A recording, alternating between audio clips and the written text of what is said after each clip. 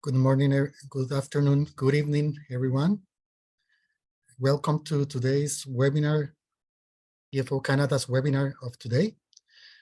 The topic of today's session is the essentials for starting an import-export business with Canada.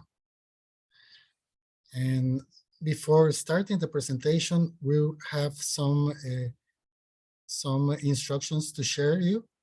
So the first one is we're going to have a 1-hour session that will be shared by our guest speaker, Arnon Melo.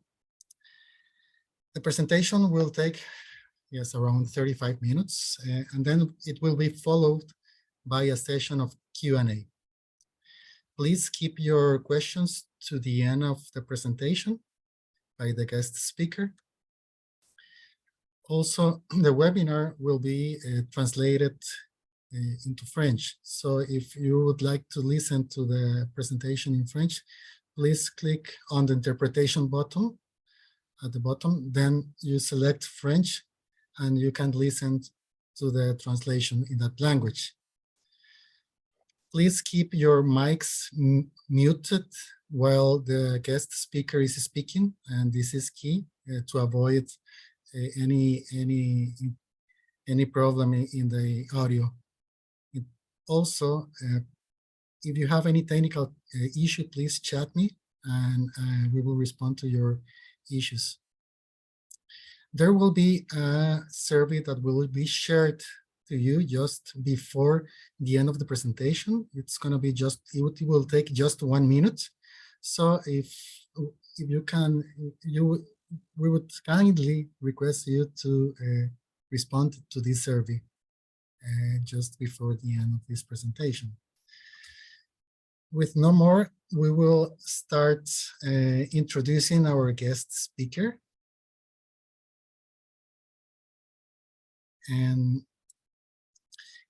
his name is Arnon Melo. Arnon Melo is the founder and president of Melohawk Logistics. Arnon is originally from Taquarituba, Brazil. He's the founder and president of Arnon Melo of Melohawk Logistics. He's a graduate of Iberoamericana University in Sao Paulo and a graduate of the International Business Program at Seneca College, Toronto. He immigrated to Canada in 1990 and founded Melohawk Logistics in 2002. Melohawk Logistics is an immigrant success story regarding bringing new immigrants themselves. Arnon believes that international backgrounds and experience have been instrumental to Melohawk's success. Arnon believes that his investment in people all over the world is the best way to succeed in business.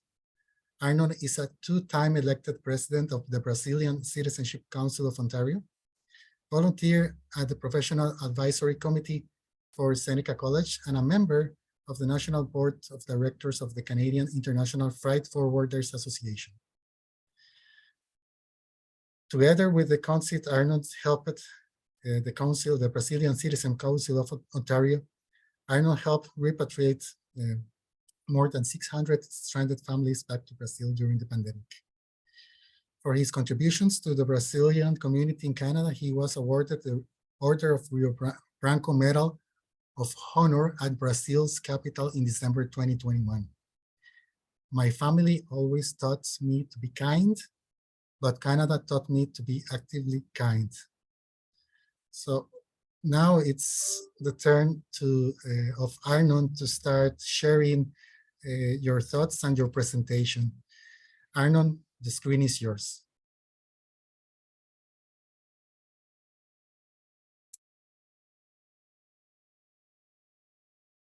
Thank you, Carlos, very much for that introduction. I forgot I had sent you my bio, my God. Thank you, TFO Canada, for this opportunity. It's great to be with you this morning. So good morning, good afternoon, and good evening. I see there's a lot of people in this presentation, which is so good. So I hope you find my presentation useful. So let's start. I hope everybody can see my first slide, right, Carlos, with the title? Yes, I can see it. Okay, wonderful. So we're gonna get to it right away. So what is supply chain? So international business, as you know, is the buying and selling of goods around the world. Logistics is the process of moving these goods around the world. And supply chain is what we describe the movement from point A to point B. I like to start anything to do with supply chain talking about Incoterms. I hope everyone in this call have heard of Incoterms in the past. I'm sure a lot of people have heard of FOB and CIF. Those are mainly ocean terms, but Incoterms are terms of trade established by the International Chamber of Commerce, and they dictate the transfer of risk and cost when you're doing an international transaction. So you're buying something from a client in China and bringing it to Canada or taking it to anywhere in the world.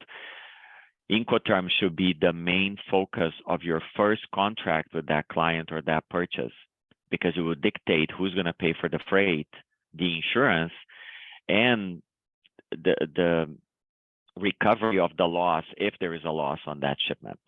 A lot of people don't pay attention to Incoterms until you have a loss or a problem in logistics. So as I said, it dictates the transfer of risk and cost. So if you need to pick up at your supplier's warehouse, if you need to pick up at the port, or if your supplier is going to deliver to your warehouse in Canada or the destination that you have. What Incoterms determine? They determine the payment of transportation and handling, the insurance, contracting and payment, the transfer of risk, and the point of delivery of the goods. What they do not determine: the price of your product, the quality, the payment method you're going to make, the transfer of property. Sometimes you're buying a software or something very technical.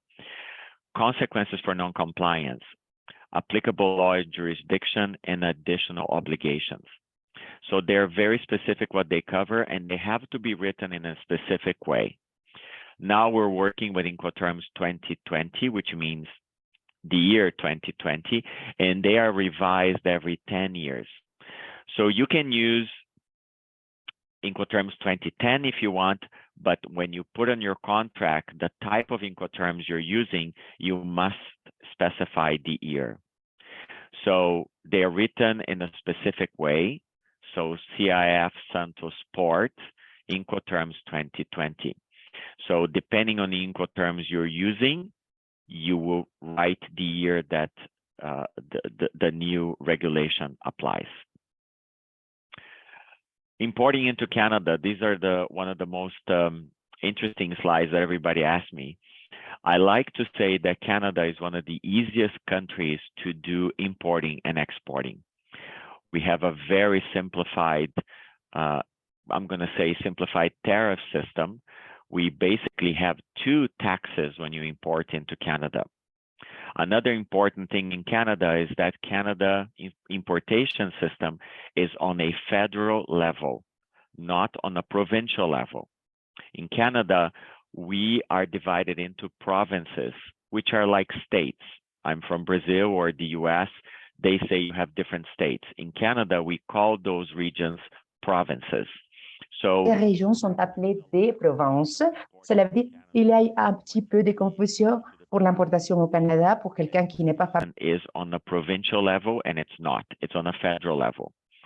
So when you import something into Canada, you're going to pay duties based on the HS code of the product that you are importing.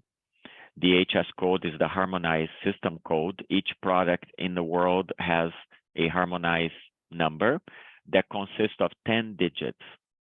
The first 6 digits are international. The other 4 are specific to the country that you import. Another tax that you pay when you import into Canada is the GST, or Goods and Service Tax. And it's a tax based on the value of the invoice in Canadian funds.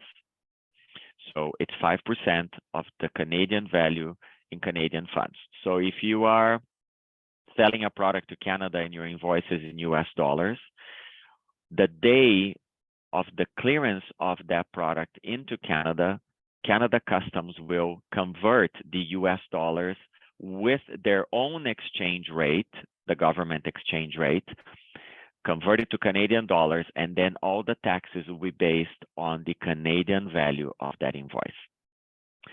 So again, duty is based on HS code of the product and GST 5% of the Canadian value of your invoice. Once you import your product into Canada, your client or yourself then will sell that product domestically. When you sell to the different provinces, you must charge your final client the local provincial tax, which is listed here for Ontario, where I am, is 13%. So it's only after you do an importation that you will sell it domestically. At the end of the month, everything that you paid to import the product and everything that you did to sell the product, you do a balance of the taxes with the Canadian government. You should be doing this monthly, so you don't hold any taxes that you can get back from the government. In Canada, the government believes that your company is generating business, so they help you as much as they can with taxation and incentives for you to balance your taxes on a monthly basis so you can continue invest in your business.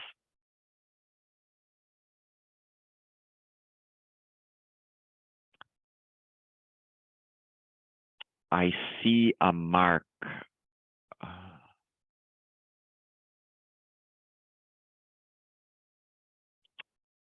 Carlos, I see a cross. Yes. On my slide. Is this on my screen or? I can see it too. I can see. I'm not sure who. Yes. How is that possible? But anyway. So it's I think my mistake. I'm trying to correct it. Give me a minute. Okay, thank you.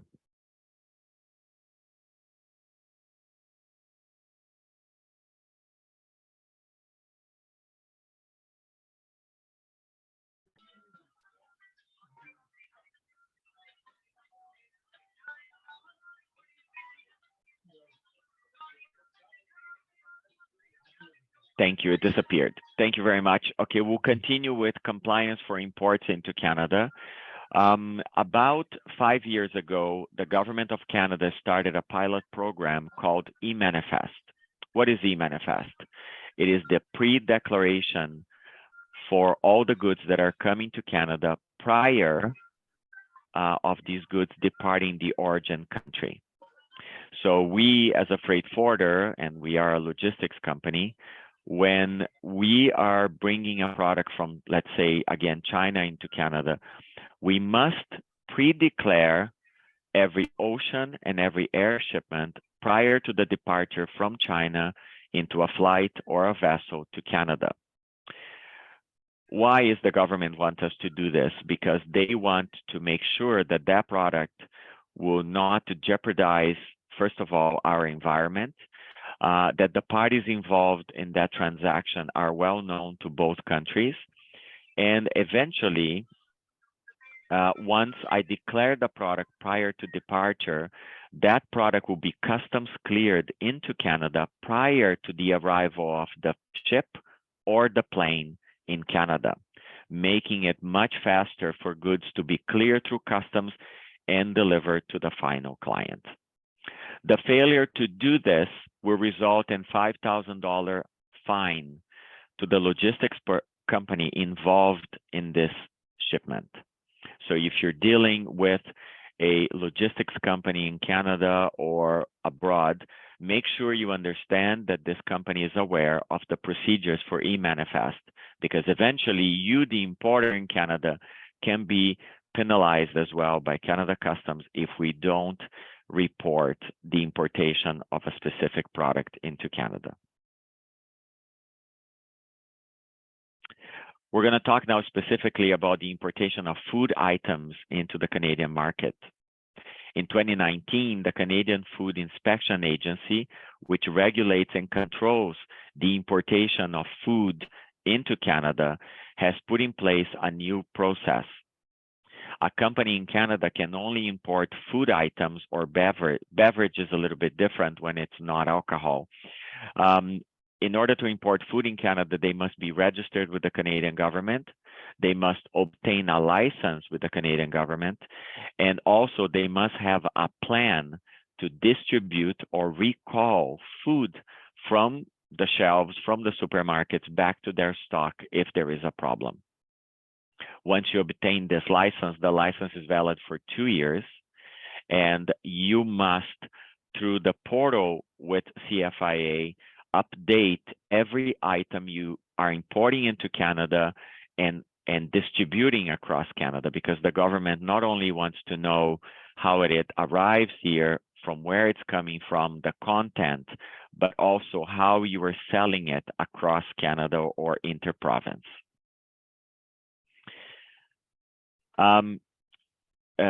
Of course, the safety of food is vital to our population and to businesses, and the labeling of these products are also very important.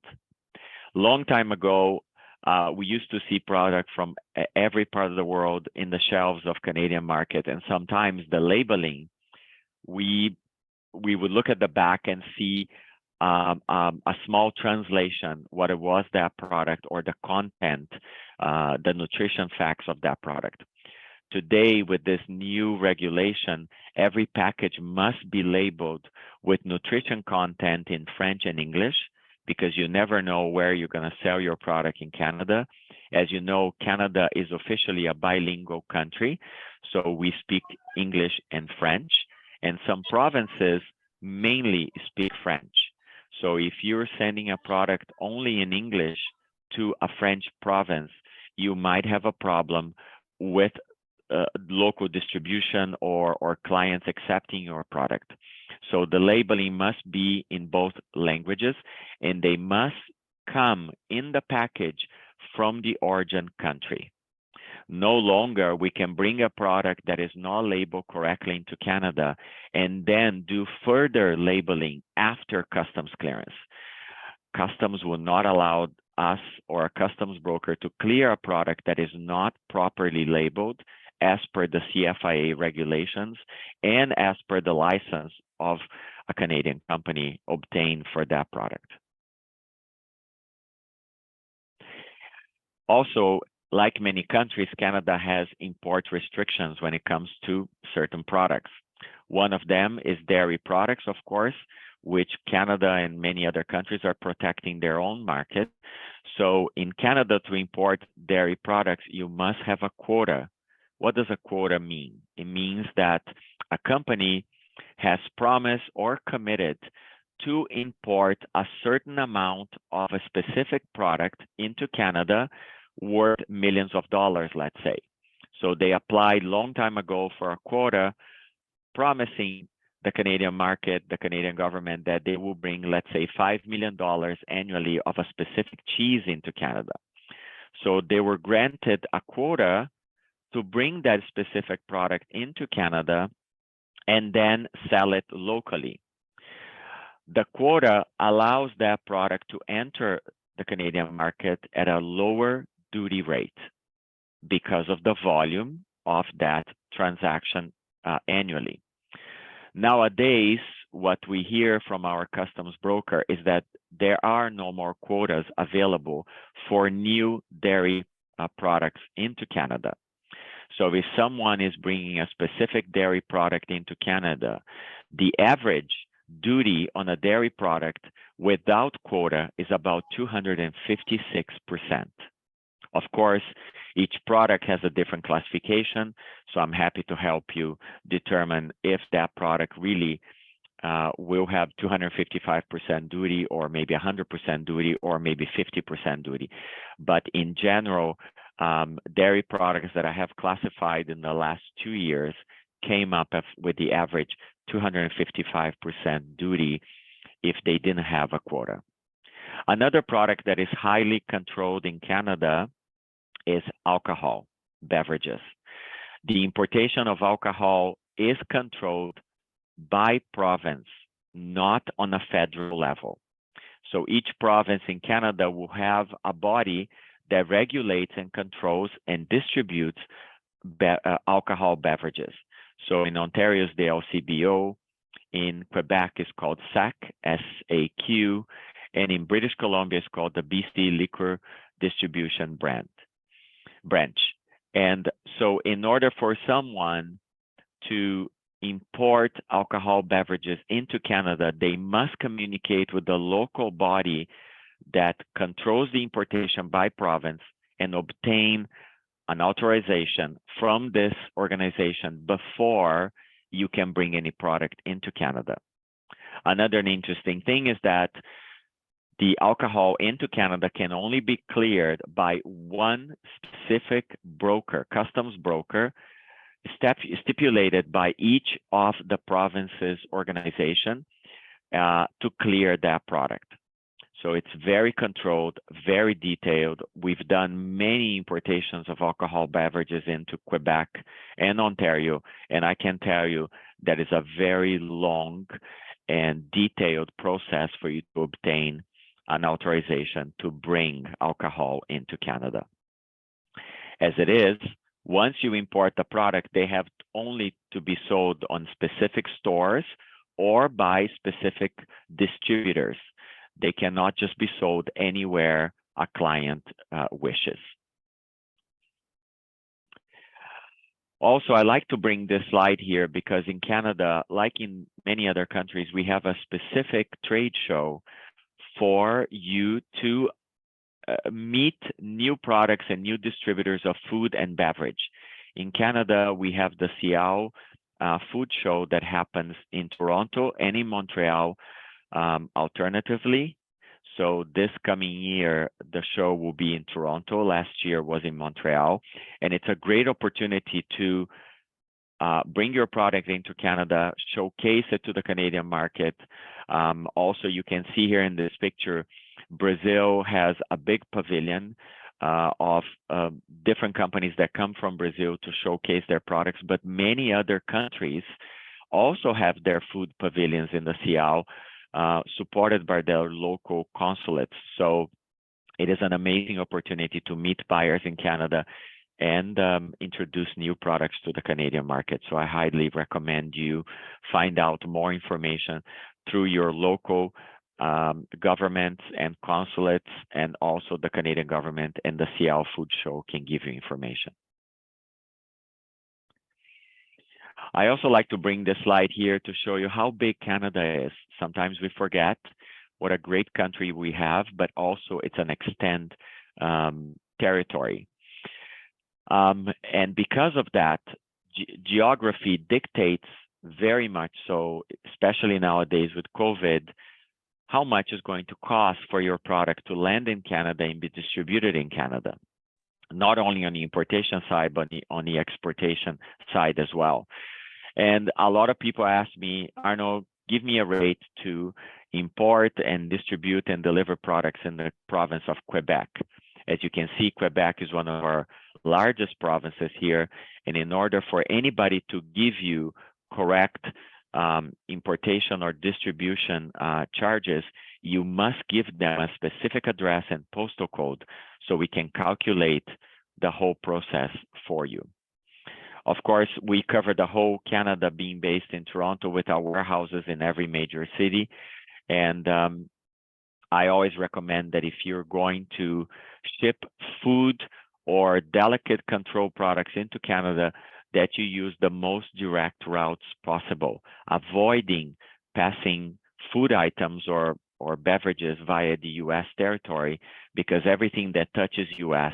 can be pulled for inspection, and it can extend 1 or 2 weeks delay of your product arriving in Canada. As many routes, of course, go via the U.S. I know it's cheaper, but think about the urgency and how delicate your product is. And if you can avoid transiting other countries, better for you.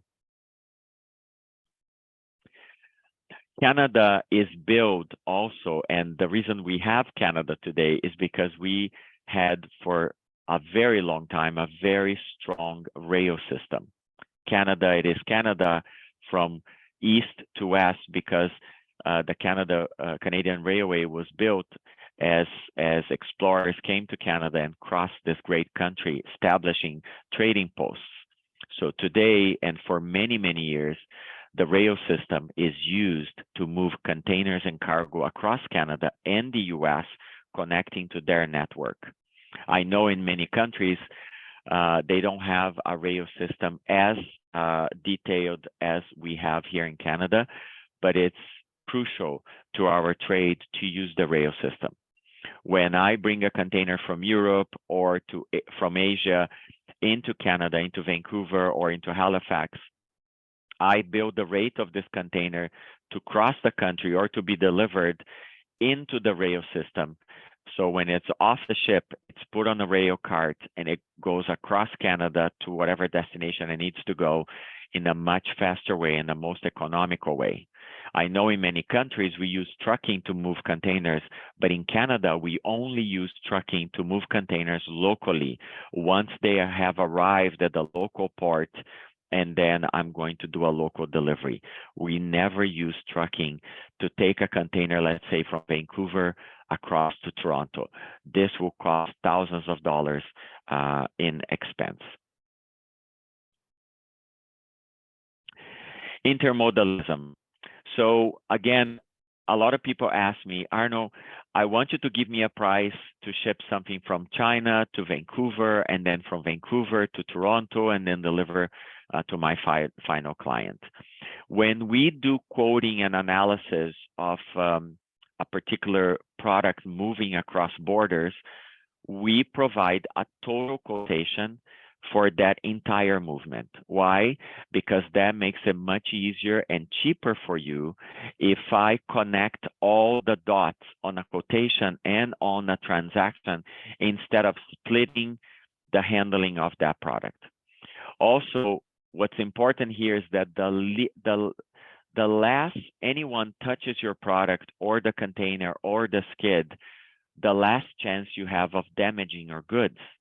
So if I do an entire from your factory in China to the destination warehouse in Toronto quotation, then I have drawn the map of how that. Donc, je vous montre ici le processus qui va minimiser la manipulation de l'objet parce que c'est préférable comme ça. Les documentations, c'est très important pour les entreprises. Nous avons la lettre de transport aérien. So once this document is filled out, it's a document of title. So the parties in this document have control, depending on the Incoterms, of that particular shipment. So it's very important to work with someone, an international company that is aware how to fill out airway bills and also bills of lading. So we don't have any issues. Sometimes you have a letter of credit as well on a transaction, and these documents need to be filled in the correct way so you can get paid once the product is shipped or delivered to your client.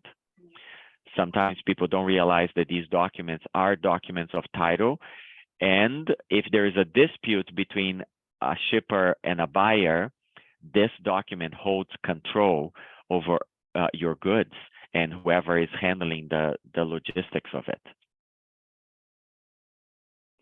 Did you know that air and ocean shipments into Canada can take 15 minutes to an hour to clear customs?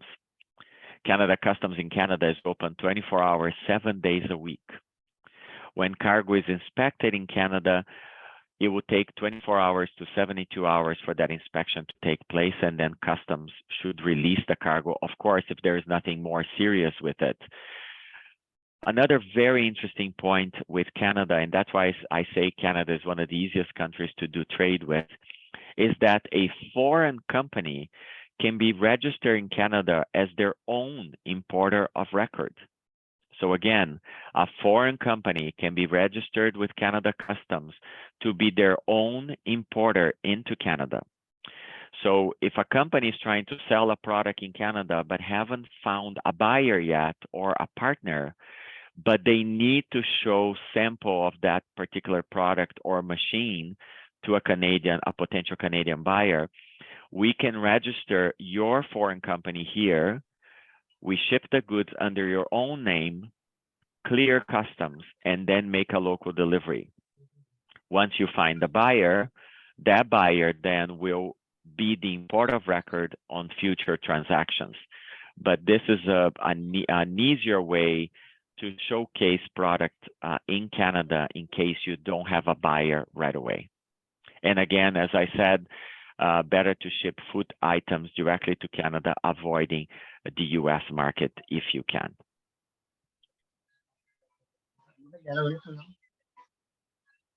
Air and risk and compliance. Again, one of the biggest problems we have with air freight around the world today is the shipping of lithium batteries. A lot of clients don't realize that they're shipping equipment. We ship a lot of electronic equipment around the world, mining equipment, drones, and they all contain lithium batteries inside the equipment. The airlines are very, very serious and change regulation constantly on the type of battery that can move on an aircraft. So if you're shipping technology, you must know if your equipment contains lithium battery and provide to your logistics company the information of that battery so we can give you a proper quotation. This is a picture from a video of a cargo in Asia that is about to be loaded into an aircraft, on a passenger aircraft, and the pallet caught on fire on the runway. So this is a very serious matter that this could have killed several lives due to an error of packaging or documentation, and this could have taken place inside of an airplane.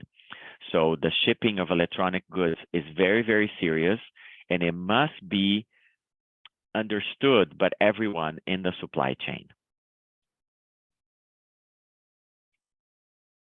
The packing of your cargo is also important. You can pack them in different ways in cardboard boxes that are then put on skids, and then they are loaded into an airline container. The wood shipping in Canada and across the world is very complicated nowadays. As you know, solid wood materials can only be shipped to certain countries if they are stamped and fumigated.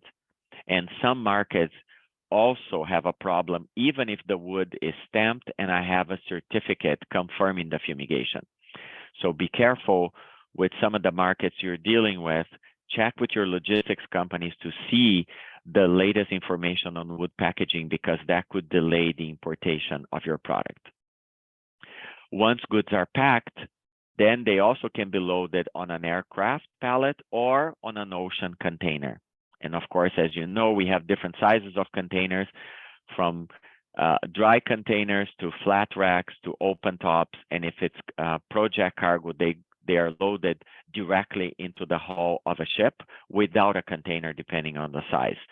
So depending on the necessity of your product packaging, we will move them in accordance to the size and weight.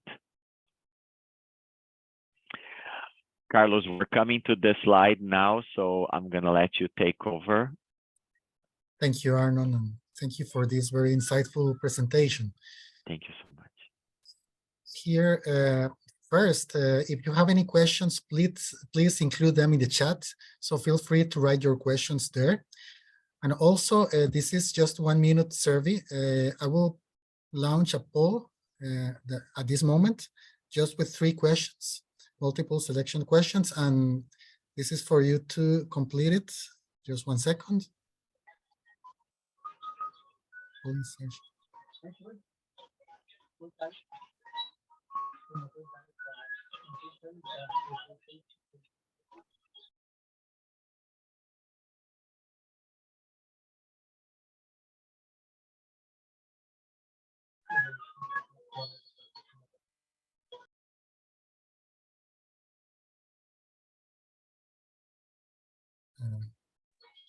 Yes, I'm having trouble with the poll, but maybe what we can do is, if you can continue with the presentation.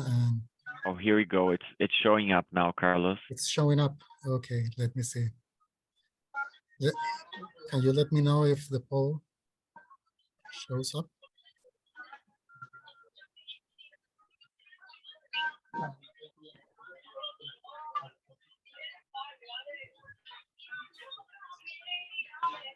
Please also, for those who are unmuted, if you can mute yourself, please.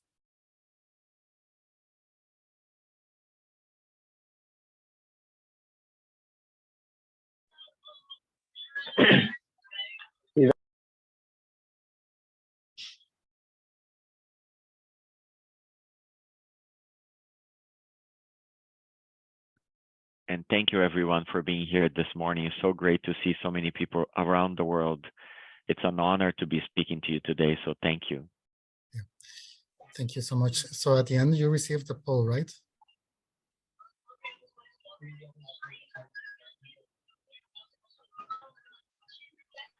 Yes, so please, Arnon, you can continue with the presentation. Great, I'm gonna shrink this. I brought this slide here to, of course, tell you what the services our company provides. As I mentioned, we do air, ocean, and trucking, which is a great portion of our work due because we are very close to our biggest trading partner, the US. So we do a lot of trucking across the US and Mexico as well. We have a warehouse here where we are in Toronto, but we have warehouses across Canada, and we do warehousing and distribution. We also do a lot of pick and pack for different small and mid and large size companies where we control their stock. And as people buy their products on their websites, those purchases are connected to our system, and we pull stock and send them across Canada and the US via UPS or FedEx or ground distribution. Of course, we have all the licenses and insurances to handle cargo worldwide. In Canada, freight forwarding is regulated, and in order to be a freight forwarding company, you must have insurance, you must have liability insurance, and you must have training in order to move cargo across borders. One of the greatest lately since COVID and since the beginning of our company 20 years ago, we have done a lot of planning and consulting where a company will come and say, Arno, I have a product from this country coming to Canada, or Canada going to another country, or third-party countries that we don't even see the product. Can you please put together a plan to ship, clear, and deliver this product to my final client? So consulting is a big part of what we do. And customs clearance as well, as I mentioned. So we do clear customs into Canada, in the US, and in different countries with over 80 partners in every major country around the world that help us execute what we need to do.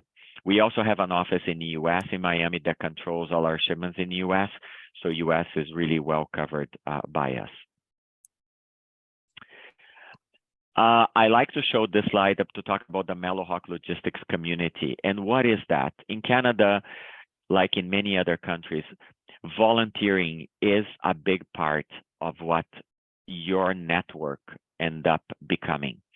So I'm doing this webinar as a volunteer because I believe in sharing knowledge to everyone, because if I can help you succeed, then you will be successful, you will be able to penetrate many markets, and it's through giving that you receive. So I am a volunteer, a board member at the CIFA, the National Board of Directors, the Canadian International Freight Forwarders Association, and I've been a board member for 5 years now, and it's great to see how much our association does to the freight forwarding community in Canada, arguing and talking to government agencies to better the infrastructure for logistics in Canada. I also sit in a advisory board of my college that I graduated, because I always believe in giving back to the college that I graduated from, so I can help new students get information and get into the market, knowing how the market is and understanding what they need to study. As Carlos said, I'm a two-time elected member of the Brazilian Citizenship Council here, helping the Brazilian community communicate with the Brazilian government. I also do volunteer work for another college, Centennial College here, helping their students as well in international trade. And our company is a partner in protections approved program between US and Canada, which is, again, is a voluntary certification to make sure we are complying and understanding the trade restrictions between Canada and the US. So volunteering doesn't matter where you are in the world. I encourage you to volunteer with your boards of trade, government, to learn to keep up to date with the information that's happening, not only in your country, but around the world. And also networking brings business, it brings knowledge, doesn't matter where you are. This is my last slide and probably one of the most important slides when I talk to you about what's happening with COVID right now and what happened to COVID in the last 2 years. As you know, COVID disrupted supply chain around the world. In Canada, like in many countries, we were severely affected. No flights, no containers arriving. As we progressed and COVID got better, many airlines resumed flights into Canada, but also the rates continue to be 4 times higher. This is happening not only here, but worldwide. We still experience major delays at the ports of Vancouver, Montreal, Halifax, and across Canada because the volume of containers arriving in Canada are really high at the moment. And our rail system is trying to give passage to these containers from every port. And we have experienced in the last 6 months a huge turnout of trade because people were afraid that COVID will return in a most severe way. So they end up buying, since the beginning of the year, a lot of product to stock in Canada, causing this huge surplus of containers here. Of course, lack of containers still exists in certain markets. So from Asia to Canada, we see a huge importing of products, but from South America to Canada, we see lack of containers in those markets. Why? Because the containers are not going there to begin with because of the exchange rate. So therefore, if they're not going, there is no containers exiting those countries. Another issue that we're having in Canada and the US for about 6 months or a little bit more is the lack of truck drivers.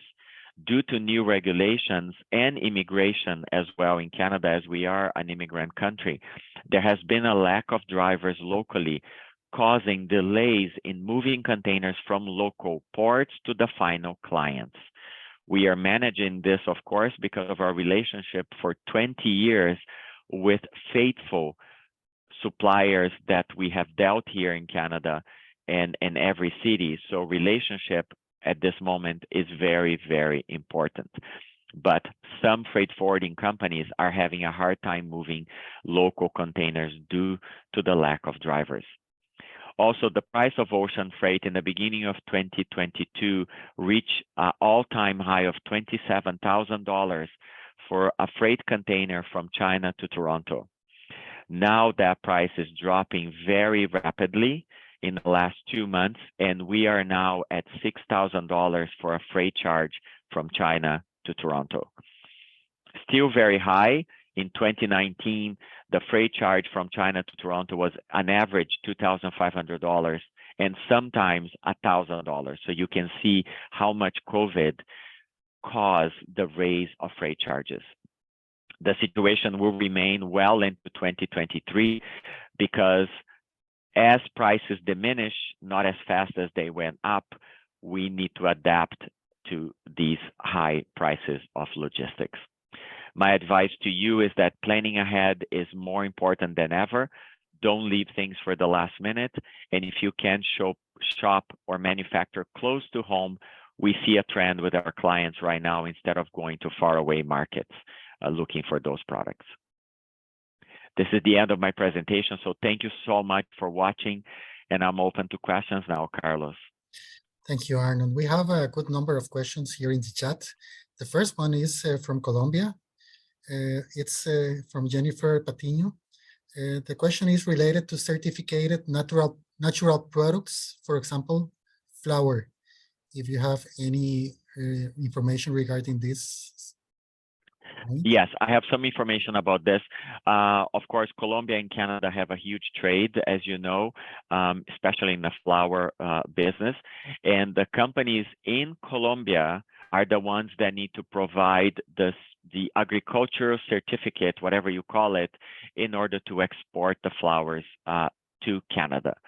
Also, the Canadian market is well versed in importation of flowers. Those are those companies that are dealing in this market, so they will be able to tell the Colombian company the updated information that they need in order to the flower to be cleared into Canada. But cut flowers, it's a huge business between Colombia and Canada. Also, there's another question related to what is a regulation for samples? For flowers or in general, or food, no, or food? That's a general question. There's no specifics about the sector. Very good. Samples are not really, it's a touchy subject when you talk to customs about samples. Depending on the samples, a customs officer would damage the sample in order for you not to pay any duties and taxes. So, but because Canada, as I mentioned, is such an easy country to import, you can send a sample to Canada and put there $1.50 on that sample.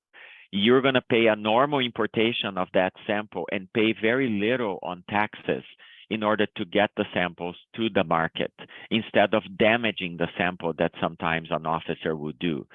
So we bring a lot of samples into Canada without damaging them, and we just advise our clients, please list a very low amount, which is for customs purposes only. Customs knows this, and you pay very little on their importation and have your samples here with no damage. Thank you, Arnon. Another question is, can you tell us more about the process and things to expect if we don't have a buyer yet in Canada for our goods, and related information to promote the goods?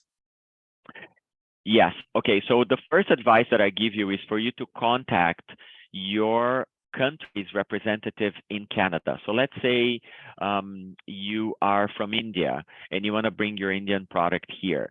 Well, the Indian government will have a consulate, and in this consulate, there will be a trade commissioner of India. So that office will give you free information about how you penetrate your product in Canada. Also, we can give you that information. If you send me details about the product, I can give you some general information about the regulations of importing that product.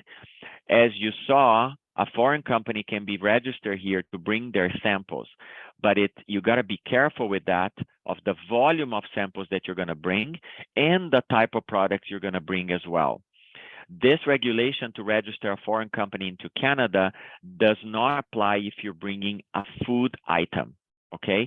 Because a food item, the importation, even as a sample, must be done by a Canadian importer. You, as a foreigner, cannot import your own food items into Canada because of the CFIA regulation that I showed you. Another question says, we are working in the jute, cotton, and other handicrafts products. What is market size of these items in Canada? Please give me an idea. Okay, I'm so sorry. I won't be able to give you market size because we don't trade products. We only move product for our clients.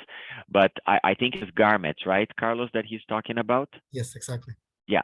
So garments in Canada, the average duty for an item of clothing in Canada, I'm going to generalize, okay? Each item is different, but you're looking at 12 to 18% duty on a garment into Canada, plus the 5% GST, which again, your customer that is importing it will pay, and then they get back the GST from the government. But the duty is 12 to 18.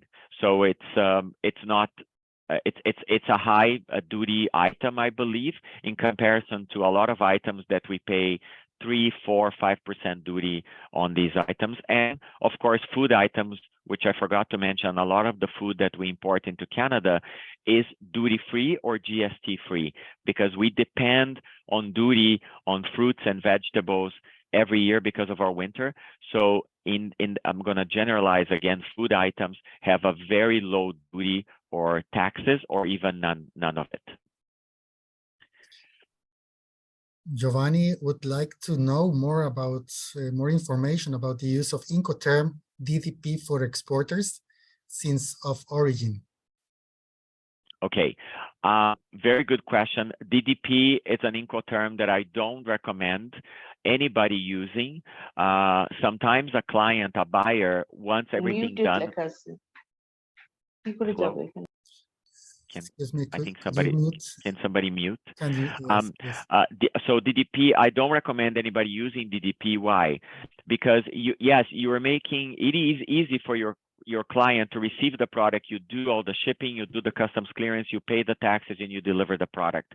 Well, in many countries, the importation can only be done by the import of records. You in a foreign country shipping to a particular country, that country might not allow you to use DDP. In Canada specifically, I'm against DDP because Canadian businesses benefit from importing a product and then filing taxes back, and the government will return the money to them for the GST. So there is no sense for you to do DDP into Canada because Canadian companies benefit a lot from the government. So be careful with DDP. That's my advice.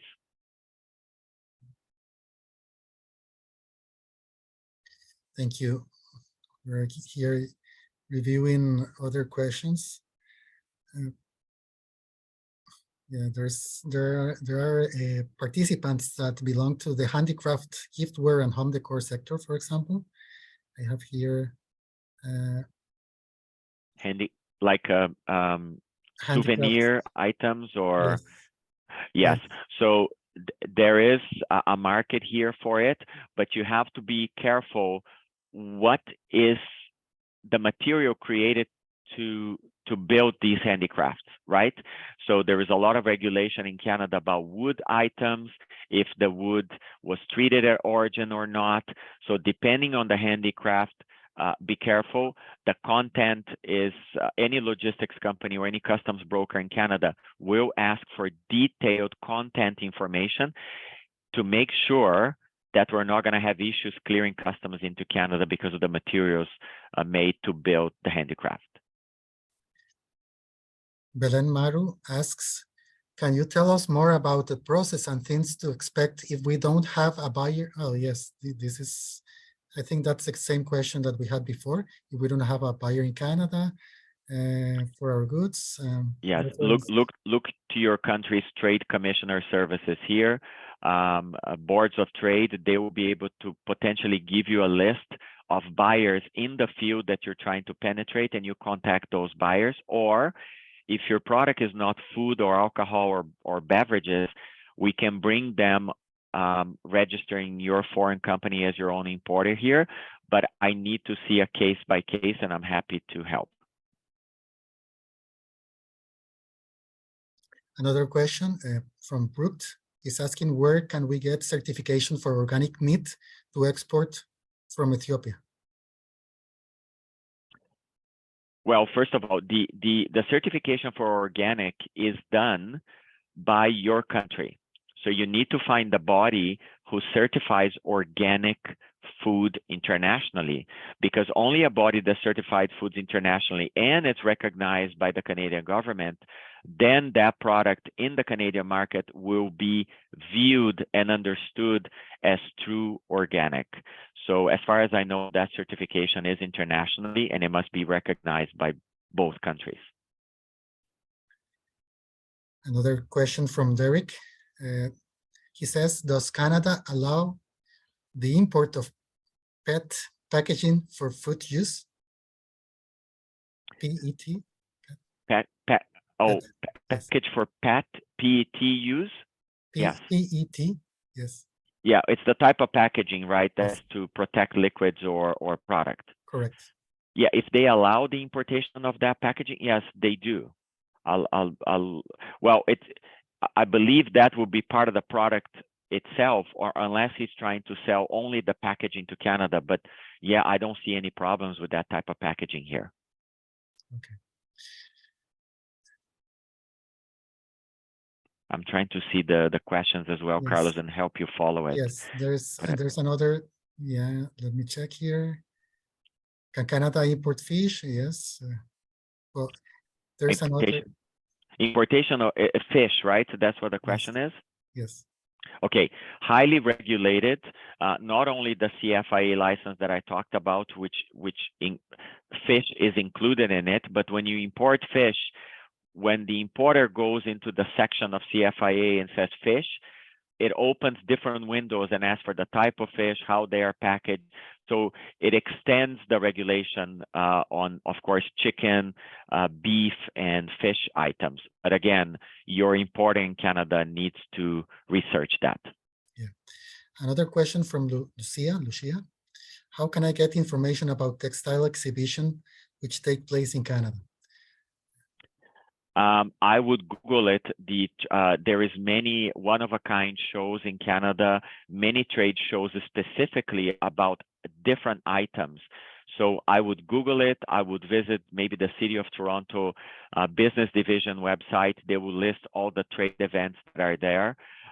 Boards of Trade also will have that information as well to give you those details. But Canada has many different types of trade shows. In that sense, also TFO Canada's website has a section related to the events, trade events. So you can take a look to our website and check the events related to the sector. And we'll have here a hand that from Yolanda Mercado. Yolanda, would you like to participate and ask the question? No, I think she's not ready. Yeah, so go ahead, please. No, I see a question. Oh, sorry, go ahead. Hola. Hola. Yes, Yolanda, we can listen to Sí, you. ¿cómo están? ¿Cómo están? Solamente hablo español. So no hay problema. Okay. ¿Puedo hacer una pregunta? Necesito preguntarte algo. Nosotros somos exportadores de Colombia, nuestra empresa se llama Servicecol, de frutas y verduras, y ya empezamos a vender en Canadá a la TFO, pero aperturamos una empresa en Ontario el año pasado y queremos hacer la exportación desde Colombia y hacer distribución interna con Servicecol Canadá Limited. Tenemos business number, tenemos el registro de importador, pero queremos saber cuál sería el proceso o si esta agencia aduana nos puede prestar el servicio. Carlos, Yolanda, compreendo español, mas tú hablaste muy rápido.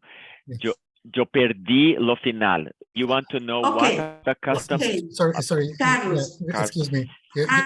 Yolanda, what I recommend here is maybe you can communicate after the session, because the session is in English and French. So the people, we don't have a Spanish translator. So what I recommend is maybe you can connect after the session and move forward on your question. Arno, ¿podrías regalarme tu correo y tu número de celular, WhatsApp? Yolanda, sí, después de la sesión, lo que dije fue que después de la sesión podrían ponerse en contacto con Arno, pero en la sesión es únicamente en inglés y francés. Entonces la recomendación es hacerla después de la sesión, la consulta. I'm gonna put on the chat, Carlos, my email. Is that okay? Or you can share with everyone after? You can share the email. Thank you very much. You're welcome. I put it here for everybody. Thank you. Gracias, Yolanda. Thank you.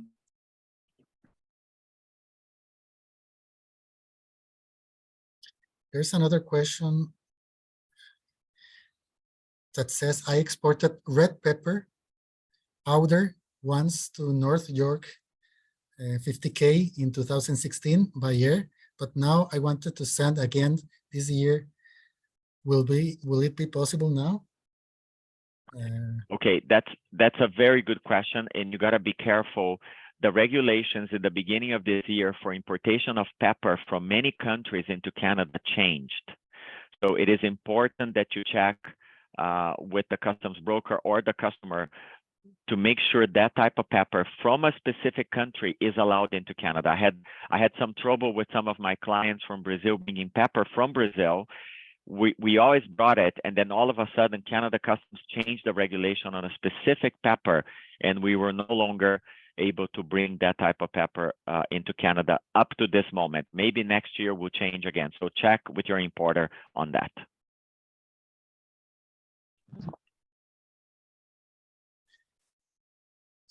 Another question, a final question here.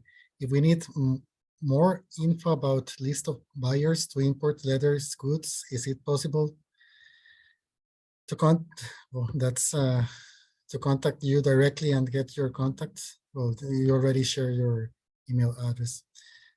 Sorry, there's another question, a final one. Is there any specific guidelines for importing biopesticides for organic agriculture into Canada? Carlos, sorry, importing what? Biopesticides? Biopesticides, yes. Very complex. Very complex. I would recommend, we can ask the question as well, MSDS sheet, the material safety data sheet for any chemical or pesticide in there will be able to guide us and our customs broker to say, well, this item is forbidden or allowed into Canada. It can be checked, but the technical information of the chemical is important always to any client. Yeah. Now it's 10 a.m. So I have a hand. Somebody yes, rose a hand. I'm not so sure. If you want the person that rose the hand, if you can ask the question now, you can unmute and you can ask the question, please. Thank you for giving me a chance to ask you. It was a wonderful presentation. Thank you, Mr. Melohawk. You're welcome. Before I sent red pepper powder in 2016 to Canada, North York, and was good and able to get $586 and foreign currency. But since then, actually the regulation was not from Canada, but in Ethiopia, there is some new regulation. We can't export food items for some years. Then now they are allowed us to send again. But in Canada, I have a client, but still they need. But I just want to make sure that whether it is possible again to send this red pepper and dried food items. It was a new regulation. If you can email me the type of pepper and how it's processed, I will ask the question to customs for you and reply to you on an email. I think it would be better. Thank you very much. You're welcome. I put it on the I'm chat. interested. I will send. Yeah, my email address. Thank you so much. And also to let you know that this presentation has been recorded and will be shared on TFO Canada's website. So if you have any, you can check again on the presentation, take notes, and so on and so forth. Finally, I would request you, if you can turn on your cameras, just to take one screenshot of all of you, if you are, if you can share your camera, and I will let you know. I will count 3. So when I count 3, we take the screenshot. 1. Let us see, somebody else is very good. So 1, 2, 3. Very good. Well, thank you. Thank you very much. Please mute yourself. Yeah. Thank you so much for your participation today. It has been a great presentation, Arnon. A lot of things, very interesting presentation with a lot of details regarding how to export to Canada, and this is great. Thank you so much. Thank you so much. It's very short time to talk about all the processes, but I hope it gave everyone an idea of the general about importing into Canada and what a wonderful country Canada is and how easy it is to do business here. So I hope to see you all with your products here in Canada, right, Carlos, one day, and from different countries. Exactly. That's the goal. So thank you and have a good evening, good afternoon, good morning. Goodbye. Thank you so much, everyone. It was a pleasure. Bye. Bye.